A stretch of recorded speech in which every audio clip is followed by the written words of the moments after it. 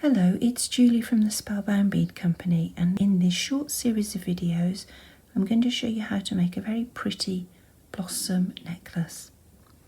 The gold one was my prototype, and I'm going to be showing you how to make the silver version, which more or less matches, but you can make as many sort of changes and varieties as you like. The technique is simple, so it's easy to adapt. To make the blossom necklace, we're going to need just a few materials. For the main structure, I'm going to be using 1.2mm half hard wire, and I've got about 35 centimetres here. I'm going to need some wire to do the binding, and I'm using 0.4mm soft wire, and I'm going to be using about 3.5 to 4 meters in total. As for the beads, I've got 3 of these lovely painted blossom beads. They're little glass beads. They're about 12mm across, and they've got a lovely pastel tone to them. Because I'm using silver this time, I'm going to be using pale blue and lilac. Previously I used lilac and pink. I'm going to need 2 leaves to go behind the main cluster, and instead of green I'm going to go for a crystal one, a see-through one, because I think that will add to the theme a little better. For the little buds, I'm going to be using some 4mm pearls, and these are in a pale blue colour. And to form the back of the buds, the calyx, I've got some 5mm filigree bead caps, and I'm going to use about up to 15 each of these 2 items. Now, to bring the colour of the leaves into a couple of the clusters, I've got some Crystal AB size 10 seed beads, and I've got a pinch of yellow size 10 seed beads just to make the centres of the flowers, although obviously I could use the Crystal AB instead. When the design is finally assembled, I'm going to need a chain and some jump rings to make the sides.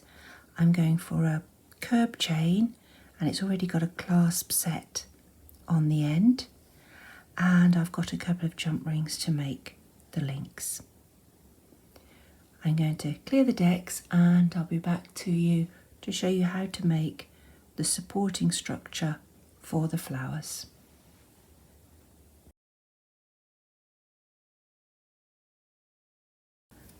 I've flipped the original necklace over so you can see the underlying structure. The main branches are made with the 1.2mm wire, and I'm going to need 2 pieces of wire to do this particular arrangement. I've got a long piece that goes along the top, makes this loop at the end, and comes back down to make the short lower branch. I've got a second piece that's joined in to make this central branch here. So I've started by trimming my 1.2mm wire. I had about 30 centimetres to start with, and I've cut a piece that's just about 10 centimetres for that middle branch, and a longer piece, the remaining piece, which is just over 20 centimetres long, is going to do this part of the necklace. Now, to start with, I'm going to work on the long piece of wire first. I'm going to straighten out the worst of the bend in it, although I want to keep some curve because that's the front of the necklace. And you can see I want to leave a bit of spare at the end, and I'm going to turn a loop to make this bend here. So if I bring in a rule,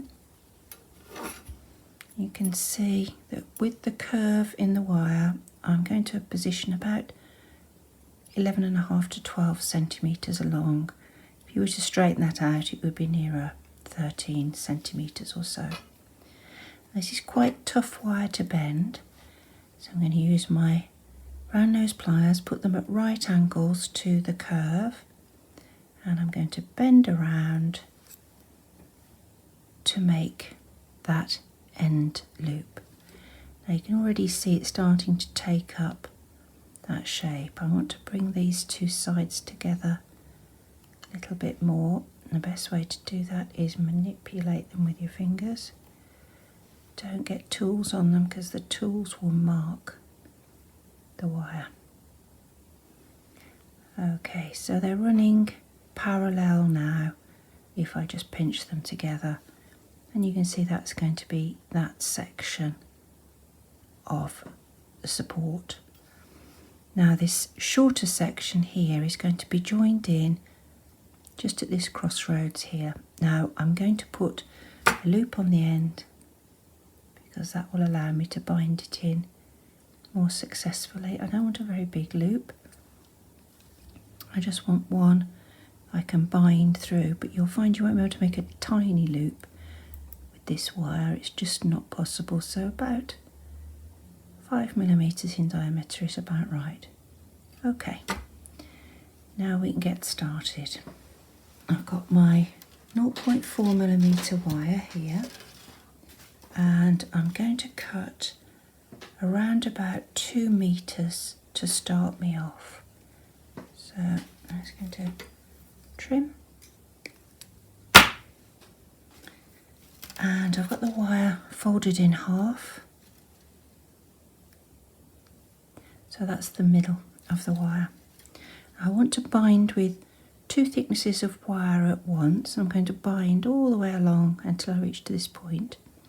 I'm binding with 2 thicknesses at once because it's easier to be neat. It also grows quicker. So to start it off, I'm going to push the loop of the 0.4 through the bend at the end of the thicker wire and bring the 2 ends of the thinner wire through. So I'm making a half hitch knot. There we go, there's our half hitch knot. And that's joined both pieces of wire on, so they're pointing in the same direction. If I was just to wind it round, we'd have the 2 sides of the wire pointing in opposite directions, but they're pointing in the same direction. I just want to tweak that so it makes more of a loop. You can see there I've just closed that in, and now I can start binding.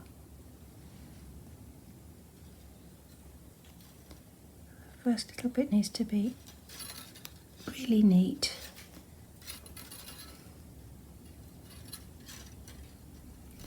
I'm starting to lay the 2 wires parallel.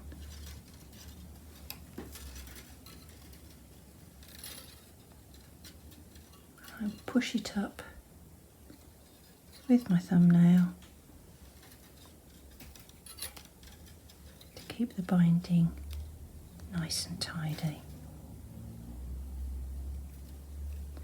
You see my wires have got a little bit twisted there, so untwist them to keep the binding nice and tidy.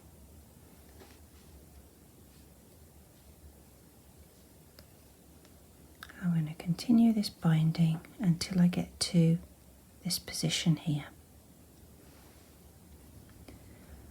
Right, now I've bound those 2 sides of the wire together up to the point where the junction of the short branch starts to break away. Now at this position you need to decide whether you want your branch growing from this side or the mirror image, because we're going to introduce our 3rd branch, and you want to introduce the 3rd branch so that the loop sits on the front surface and not the back surface that will be against your skin and potentially scratchy. So I'm going to do the same as the original, and I'm going to join it in so that I've got both of the lower branches coming down from the left, and this one is going up towards the right. Right, now I'm going to pick up just one side. Well, that's not true actually. I'm going to bind over with both sides of the wire first.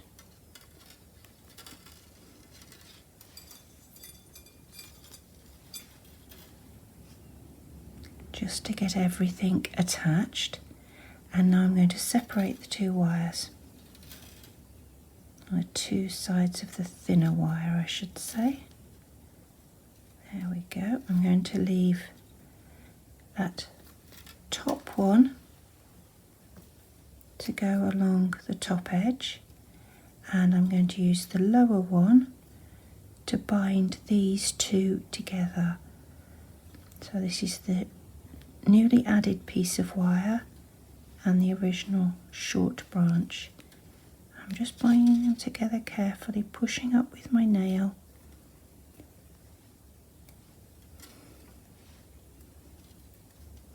This takes twice as long to do because you've only got one thickness of wire, but you can see that this is now attached, albeit a bit wobbly, and we're starting to develop a lower branch that's double the thickness, like this one here. And in a moment I'm going to separate them out so we end up with two narrower branches.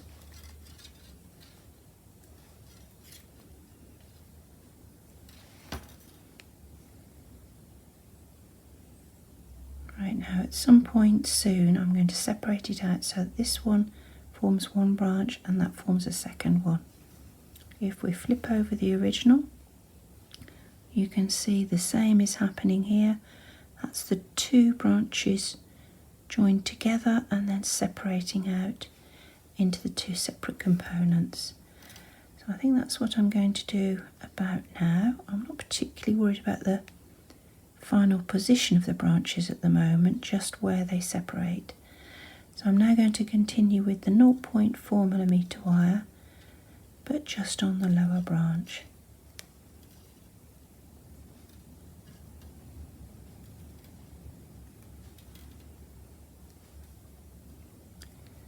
You can see, just winding very carefully, keeping it all neat, pushing up each binding.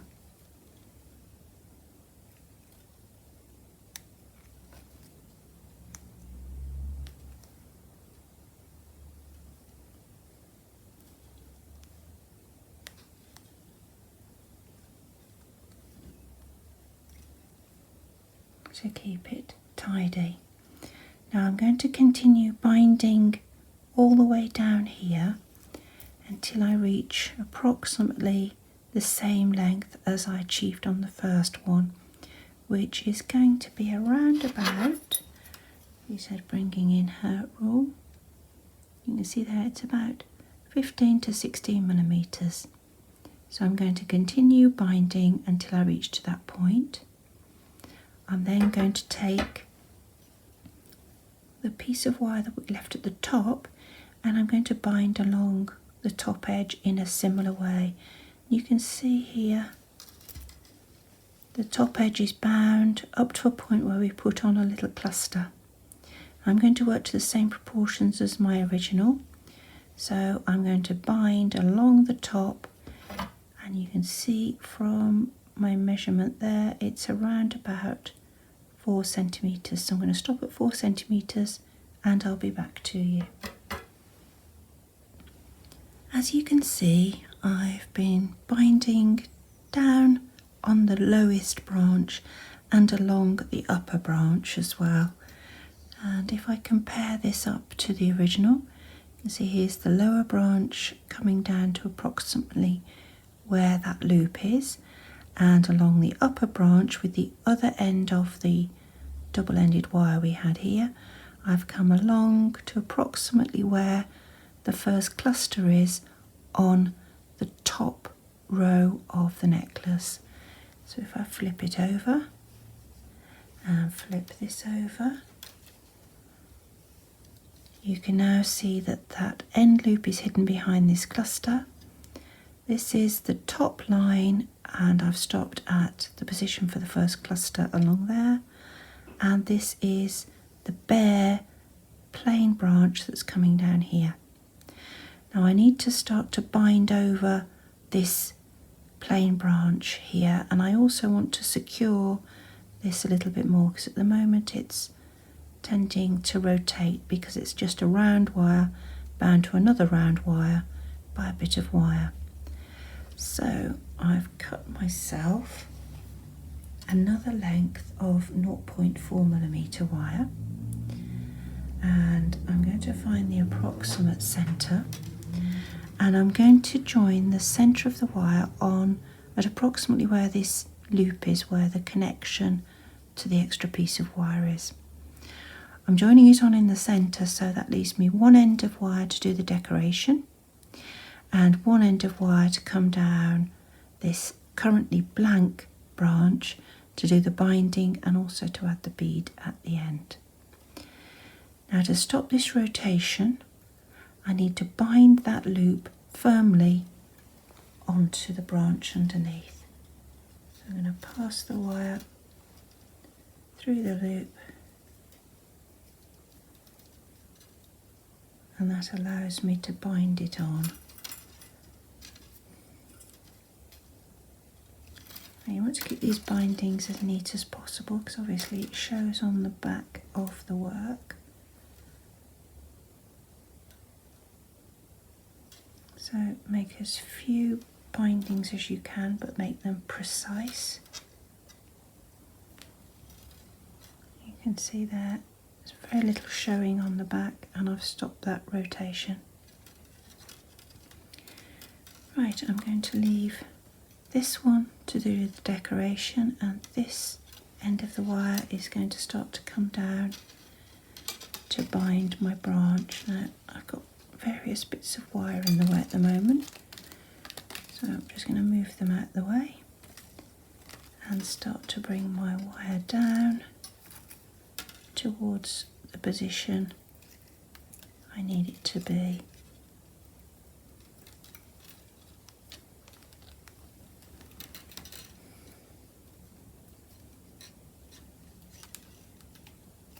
There we go. You can see I've tried to keep it as neat as possible as I've moved it along, and now I just need to bind along this middle branch. Now you might wonder why I'm keeping all these other pieces of wire attached, but until you've got to the point where you start to add the decoration, you don't want to trim anything off. You're never sure when you might need it. You might want to change the proportions of the design. So I'm going to do all the decoration, or a large part of the decoration, at the same time, and then I can judge the correct positions of everything in relation to everything else. It doesn't matter how many times you do beadwork and how many times you do beadwork with wire, it never works out exactly the same one time to another. And you see I'm binding along, and I need to continue binding until this branch is approximately this length, and at the moment I'm a little way short, so I'm going to continue binding and then I'll come back to you. Right, I've completed my binding down this middle branch, this one here, and you can see I have trimmed and looped these two lower branches at the end of the binding. So I've ended up with the lower branch from this junction here being about 1.5 centimetres long, and this middle branch at just under 3 centimetres long, and that junction is about 1 centimetre from the start where I joined in this middle piece of wire. Now these dimensions don't have to be followed, but I want to try and replicate something very similar to my original, so that's why I'm using a rule to check everything. Right, now I've made some loops. please note they're in the same plane as the main plane of the necklace. So this is the flat surface that's making up the necklace centre, and the loops correspond to that flat section. So when I join the flowers and things on, they will point forwards. Now I'm not going to start at the ends with the beads. I'm going to start at this cluster here, because it's really important that I get this concealed, and this flower here will conceal this junction, and this flower here will conceal this junction. Once I've got those two on, I'll be able to judge the proportions of these branches and check I've got them right. So I'm going to start with this flower here. Now this is the other end of the wire I've just bound the middle branch with, and I'm going to manipulate it so I can come up through the loop. So it needs to go underneath and up through the loop. Now I want to put that flower right on the top of that loop so it's properly concealed. So I've chosen 2 blue and a pale lilac, and I think the pale lilac's going to go there, and then I'm going to have blue and blue. So let's put the pale lilac on, and then I'm going to put the centre on top, which is 1 5mm filigree and 1 yellow seed bead. Pull it down in place, and then I'm going to pass back through the filigree and the flower and the loop, and I'm going to try and go to the other side of the main branch. You can see I'm keeping the wire as a nice big loop. Try and keep it as smooth as possible, because we want this little bead to pull up really tight in the middle, and if you get a kink it won't pull up tight. There we go, and that's the flower attached. I need to make sure everything is nice and tight at the back. Okay, see that isn't as tight as I'd like, so I'm going to give it another pull. That's it, that's better. So everything's nice and tight now. I can wrap around, and to secure the flower I'm going to wrap around between the flower and the loop and pull. That's nice and firm. Right, now I'm going to move on and put this flower on before I put the leaves on, because I think the positioning of the leaves is very dependent on exactly how the second flower sits. I need to move the wire very neatly down to this junction.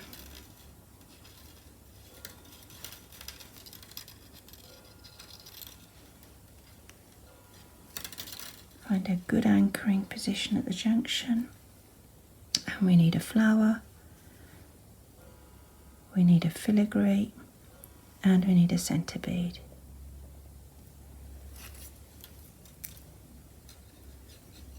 Now, how's that sitting? I think they're a little bit far apart there, so I'm going to unwind that one turn.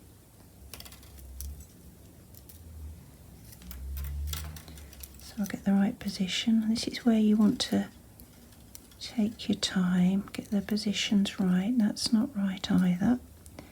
So I'm going to take it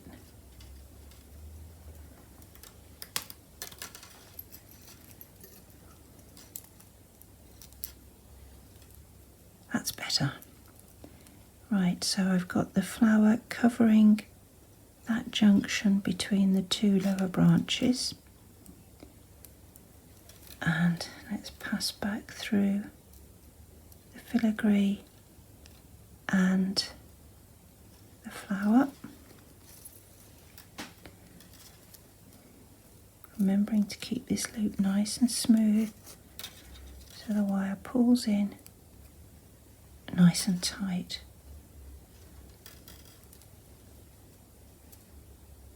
that's looking okay, I think.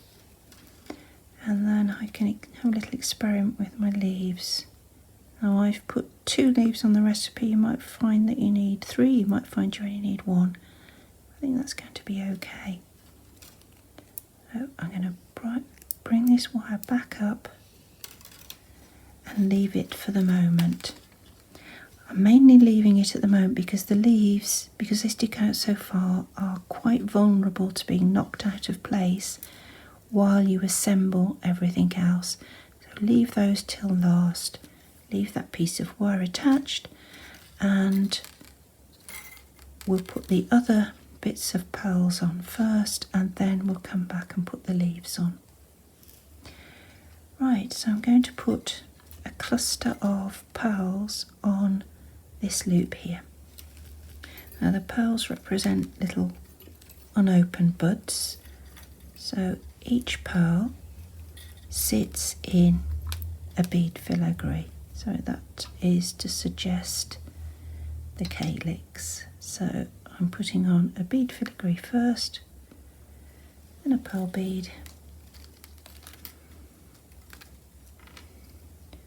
and I'm going to pass back through a bead filigree, oops, and into the top of the loop. So just move this all out the way. That's it. Now get the bead filigree where you want it to sit.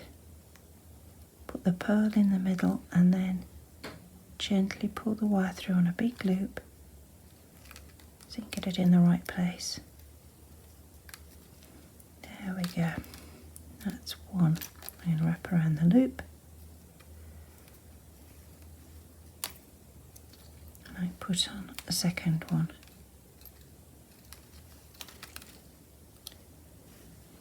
Now I've got 3 pearls on the original. 2 might be sufficient, I'm not sure. But I'm going to plan for 3. So that's the filigree and the pearl. Back through the filigree.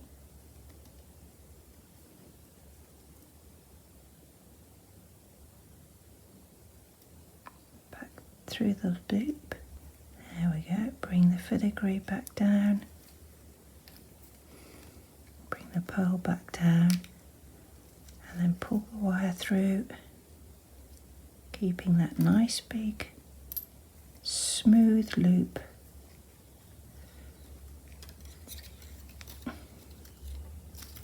And that's now attached. Now I think it does need the 3rd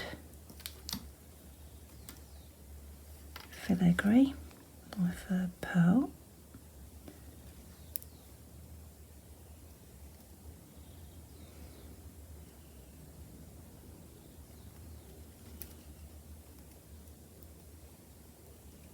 There we go.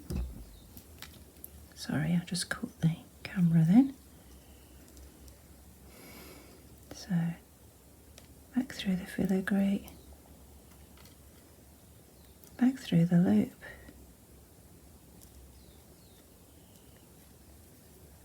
and the wire's getting a little bit kinky now because I've been pulling on it and it can get a little bit brittle, so don't force it, be gentle with it and it will behave.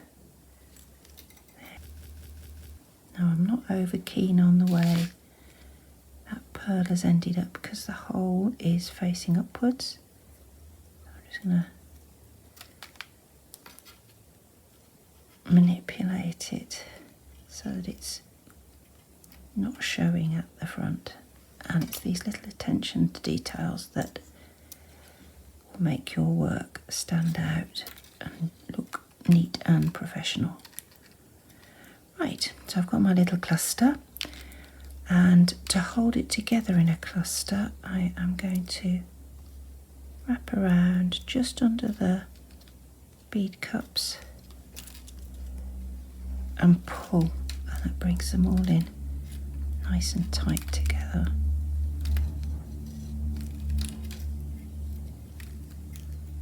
Right, now I'm going to leave that wire attached just for the moment in case I want to come back and join something else in, and move on to this middle branch. Now the middle branch carries a flower, so I need to get the wire up through the middle of the loop, and the flower should sit flat on top of the loop. So let's go with a flower, a filigree and a yellow seed bead, just like we did before.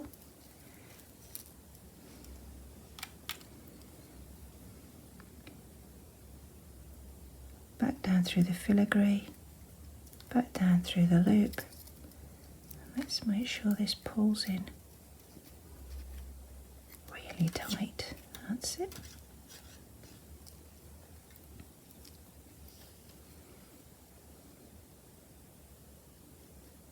Now, because this is a little bit vulnerable, I'm going to see if I can get the wire back up through the flower and through a different hole in the filigree and back down again to make sure it's nice and firm.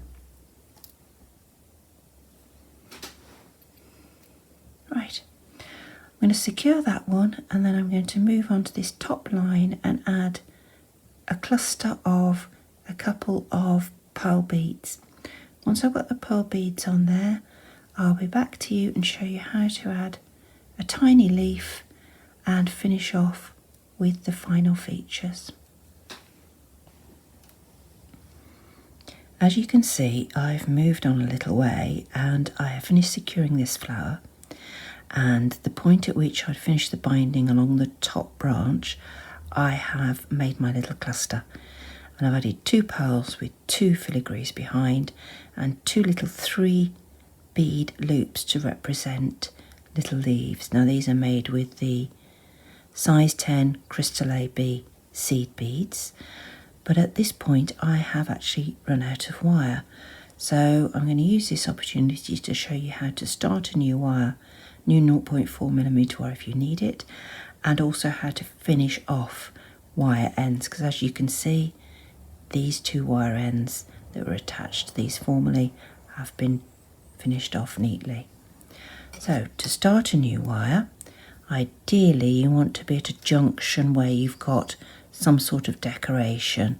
So obviously I've got this little filigree cluster, so I need to be able to wind the end of the wire into this filigree somehow, and I'm leaving a reasonable end because I need that to enable me to finish off the wire end neatly. So I'm just going to wind it in, and then I can continue with what I want to do with the rest of the new length of wire, which in this case is bind it up towards the loop at the far end. Just need to push this in nice and neat. You'll find that when you're doing this, anything isn't, oops, sorry, I've knocked the camera. Anything that isn't immediately bound to a junction will tend to creep along the wire, so you need to keep pushing it back to keep it in place. And once I've got up to the junction, I'll be able to secure the wire there, and that will stop that creep happening.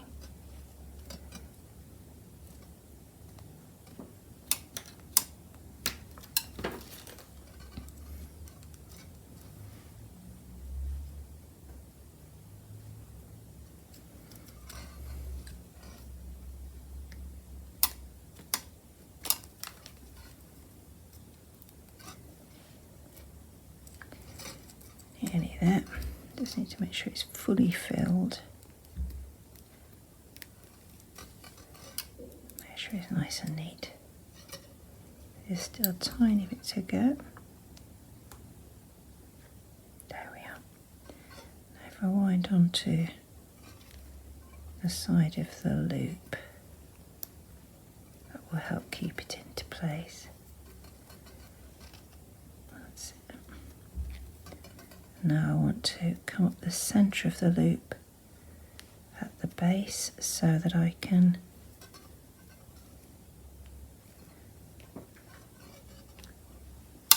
add my last little pearl motif.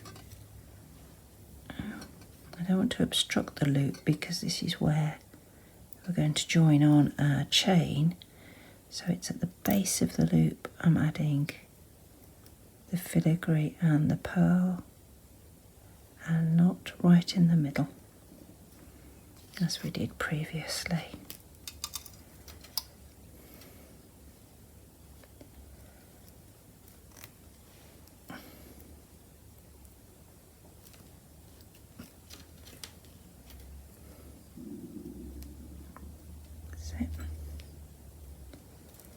Pull it into place. Of course, the last one never ever wants to behave. It's just the way it goes. Right. Now I'm going to add a little leaf motif, a little cluster of 3 seed beads, and these are to pick up on the shiny surface of the main beads, and also we've got those leaves to add in as well, the proper leaf beads, so it all tries to draw all the textures together. That's our 3 seed beads. Pull them into a little loop. Let's see how that looks on the end. See how that looks as well. Yes, I think that's sufficient. I could put an extra loop of seed beads on, but I don't think it's necessary. Right, now we need to start thinking about finishing off these wire ends. Right, I'm going to do this one first. I'm going to make sure it's secure by wrapping around the cluster, and I want it to come out somewhere where I can get my thumbnail right in, and then I'm going to harden the wire at this point so that it snaps off rather than cutting it. That gives me a neater, more accurate finish.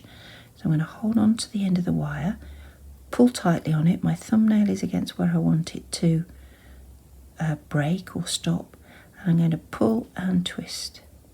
As I pull and twist, where I'm twisting, it breaks off and it leaves no burr at all, which will catch the skin. So I'm going to do the same here.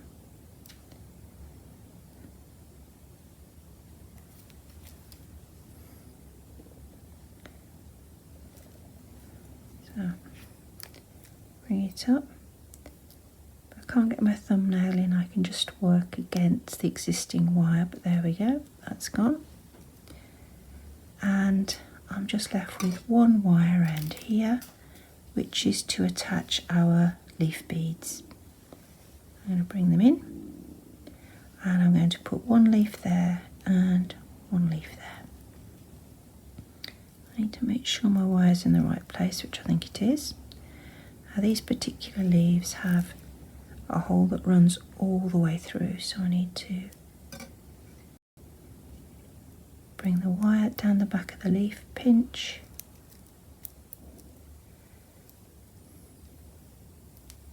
and twist, and that gives it a little stem to sit on. I need to wrap around the main branch, and then I can add in the second one on the other side. Do the same again.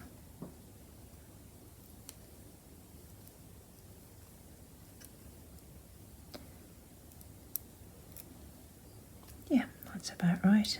Because I've put them on those little twists, I can position them if I want to. And now I just need to finish off this wire end. And I wrap around the back of this flower. That will help to secure it, and then do my pinch and twist. Right, nearly there. Now Now at the moment this is looking a little bit rigid, so I want to put a little bit of shape into the branch. That's better. Bend that up. That's better. That looks a bit more realistic. And then we just need to finish off the main length. Now I've got myself a finished chain here. It's a little bit too long, so I've chopped a portion out of the centre. So I've now got about 7 inches of chain times 2, and then I'm going to join one end onto here and one end onto there using jump rings. 4mm jump rings are big enough. Now you could of course finish this off with a string of beads if you prefer, but the chain seems to keep it nice and light. That's one side.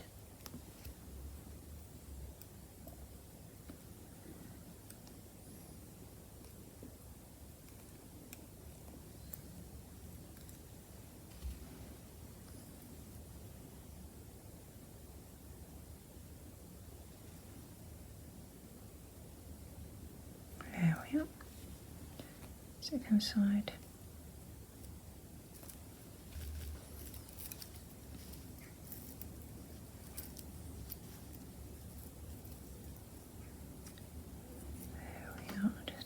It. So we have our first necklace and our second necklace made in silver this time.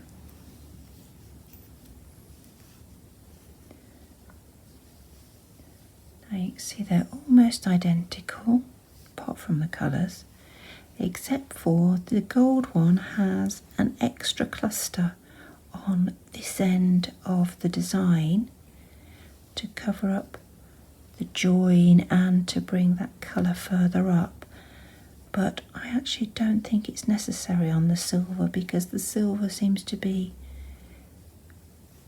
more joined in with the flower colours.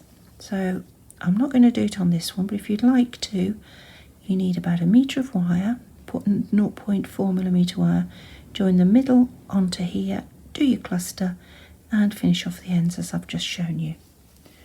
Right, I hope you've enjoyed watching. I hope you'll give it a little go. Sorry for the camera wobbles, but that's what happens when you're doing wire. Your hands tend to go a little bit further astray than you expected.